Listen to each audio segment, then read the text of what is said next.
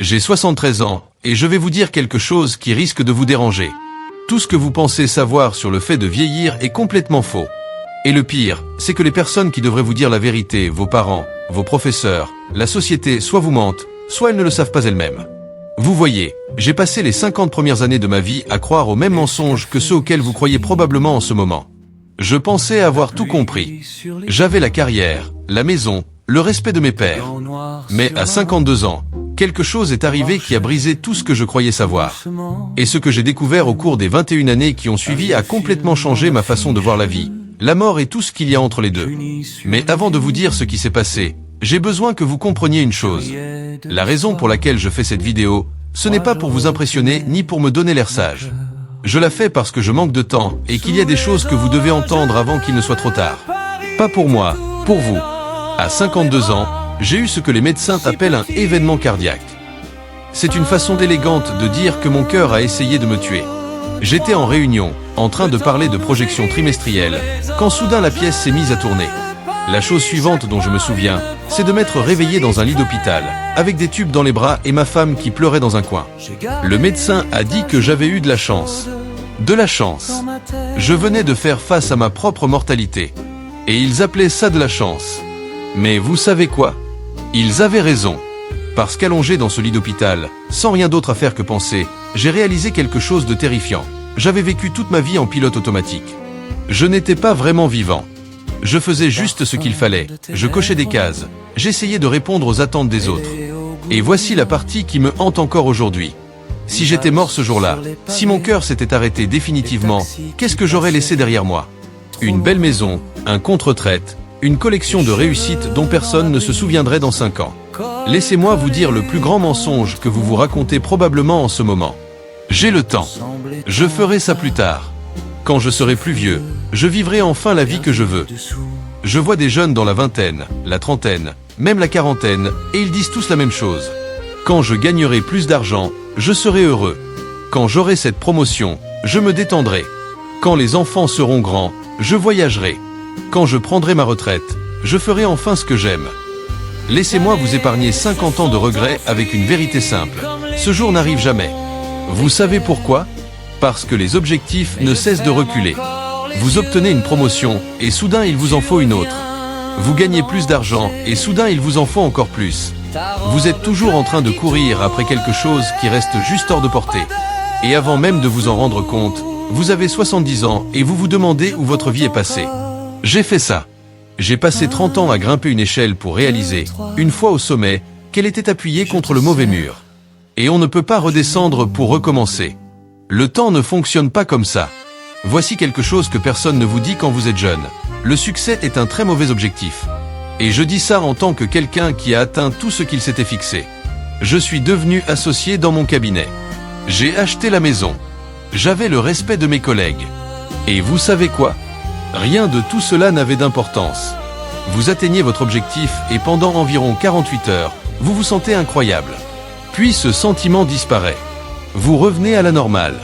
Et maintenant, il vous faut un nouvel objectif, une réussite plus grande, plus de validation. C'est une roue de hamster. J'avais un ami qui est mort il y a 3 ans à 68 ans. Il a travaillé 70 heures par semaine toute sa vie. Il a construit une entreprise valant plusieurs millions de dollars, n'a jamais pris de vraies vacances, disant toujours qu'il ralentirait l'année suivante. L'année suivante est arrivée, et il a eu un AVC. À ses funérailles, son fils a dit « Mon père était un homme qui avait réussi, mais je le connaissais à peine. » Est-ce vraiment l'héritage que vous voulez laisser? Vos regrets ne concerneront pas ce que vous avez mal fait. Ils concerneront ce que vous n'avez jamais fait. Je ne reste pas éveillé la nuit à penser aux échecs professionnels. Ça n'a aucune importance. Vous savez ce qui me hante? Le voyage au Japon que je n'ai jamais fait parce que j'étais trop occupé. La relation avec mon frère que j'ai laissé se détériorer. Le livre que j'ai toujours voulu écrire mais que je n'ai jamais commencé. Le temps que je n'ai pas passé avec mes enfants parce que je travaillais tard. Ces choses vous rongent. Les occasions manquées. Les chemins non empruntés. L'amour que vous n'avez pas exprimé. Les risques que vous n'avez pas pris par peur. Les personnes que vous aimez, vos parents, vos frères et sœurs, vos amis proches, vous pensez avoir un temps illimité avec eux. Vous ne l'avez pas. Et un jour, ce temps prendra fin. Mon père est mort quand j'avais 45 ans. Nous avions une relation compliquée et j'étais toujours trop occupé pour vraiment y travailler. Je me disais qu'on aurait le temps de parler quand je serais moins pris. Nous n'avons jamais eu cette chance. Crise cardiaque, partie en quelques heures. Et vous savez quel est mon plus grand regret? Tous les dimanches où je ne l'ai pas appelé. Toutes les fois où j'étais trop fatigué pour aller dîner chez lui.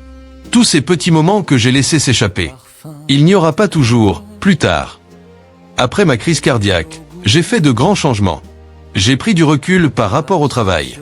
J'ai commencé à dire non aux choses qui n'avaient pas d'importance. J'ai commencé à dire oui aux choses que je repoussais depuis des décennies. Au cours de ces 21 dernières années, j'ai appris plus sur la vie que durant les 52 années précédentes. Ce qui compte est incroyablement simple. Du temps avec les personnes que vous aimez. Un travail qui a du sens pour vous. Vivre des expériences, pas posséder des choses. Créer des souvenirs. Être présent. Je sais, ça paraît simple. Quand j'avais votre âge, j'aurais levé les yeux au ciel. Oui, mais j'ai des factures à payer. Et oui, c'est vrai. Je ne dis pas de quitter votre travail. Je dis de ne pas sacrifier ce qui compte pour ce qui ne compte pas. Voici une question que je veux que vous vous posiez, et que vous y répondiez honnêtement. Si vous mouriez demain, seriez-vous satisfait de la vie que vous avez vécue jusqu'ici? Pas « est-ce que les gens seraient impressionnés par mon éloge funèbre ?» Pas « est-ce que j'ai assez réussi ?» Juste « seriez-vous satisfait ?» Si la réponse est non, alors qu'attendez-vous? Qu'est-ce que vous faites de votre temps qui est si important que vous êtes prêt à miser votre unique et précieuse vie dessus? J'ai 73 ans. J'ai eu la chance d'être en bonne santé depuis cette crise cardiaque.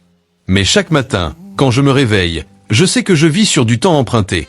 En réalité, nous le sommes tous. Mais la plupart des jeunes ne s'en rendent pas compte. Ils pensent être invincibles. Ils pensent avoir l'éternité. Ce n'est pas vrai. J'ai 3 petits-enfants, et quand je les regarde, je vois les mêmes schémas que chez beaucoup de jeunes aujourd'hui.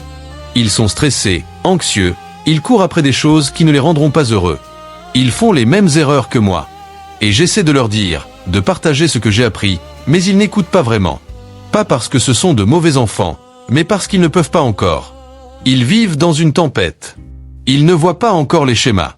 Ils pensent que leur situation est unique, que les anciennes règles ne s'appliquent pas à eux. C'est pour ça que je fais cette vidéo. Parce que peut-être, juste peut-être, si assez de personnes entendent ce message, quelqu'un écoutera vraiment. Quelqu'un fera des choix différents. Quelqu'un évitera les regrets qui hantent des gens comme moi chaque jour. Vous vous rapprochez de la mort. Personne n'aime y penser. Mais vous n'avez pas un temps illimité. Les personnes que vous aimez non plus. Vos parents, s'ils sont encore en vie, vieillissent chaque jour. Un jour, probablement plus tôt que vous ne le pensez, ils ne seront plus là. Vos amis, votre conjoint, vos enfants, aucune de ces relations ne dure éternellement. Alors, qu'allez-vous faire? Continuez à repousser ce coup de téléphone. Continuez à remettre ce voyage. Continuez à vous dire que vous trouverez du temps plus tard? Ou allez-vous vous réveiller aujourd'hui et commencer à vivre comme si votre temps était limité? Parce qu'il l'est. Si je pouvais parler à mon moi de 30 ans, je lui dirais ceci. Arrête d'essayer d'impressionner des gens qui n'ont aucune importance. Arrête de sacrifier ta santé pour ta carrière. Arrête de repousser la joie à un jour. Arrête d'attendre la permission de vivre la vie que tu veux. Commence à appeler tes parents plus souvent. Commence à faire les voyages dont tu rêves.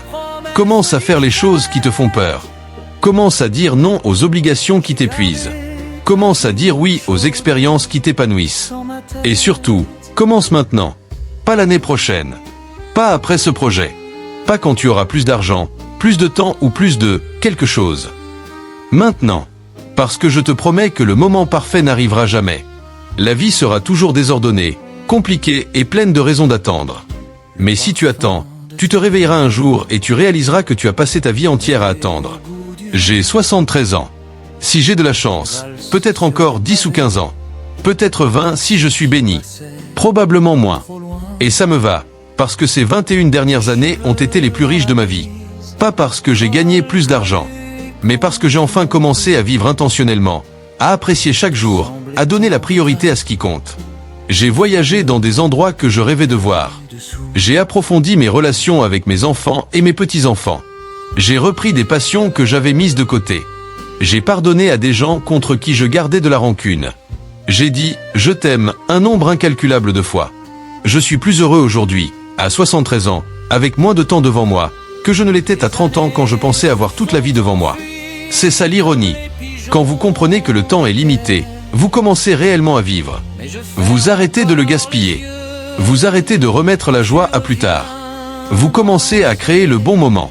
Vous avez un choix, là, maintenant, aujourd'hui. Continuez à vivre comme vous vivez. Courir après le succès. Repousser le bonheur. Vous dire que vous trouverez du temps plus tard. Ou vous réveiller. Réaliser que le temps passe plus vite que vous le pensez. Et comprendre que la vie que vous attendez doit commencer maintenant. Je ne peux pas faire ce choix à votre place. Mais je peux vous dire une chose. Vous ne voulez pas avoir 73 ans en regardant en arrière et en regrettant de ne pas avoir fait des choix différents. Ne gaspillez pas 52 ans pour comprendre cela. Apprenez de mes erreurs. Vivez intentionnellement. Donnez la priorité à ce qui compte. Arrêtez d'attendre un jour. Ce jour, c'est aujourd'hui. Ça l'a toujours été. Si ce message vous parle, partagez cette vidéo. Laissez un commentaire. Dites-moi ce que vous allez faire différemment. Abonnez-vous, parce que j'ai encore d'autres vérités à partager et pas beaucoup de temps devant moi. L'horloge tourne. Que allez-vous faire de votre temps ?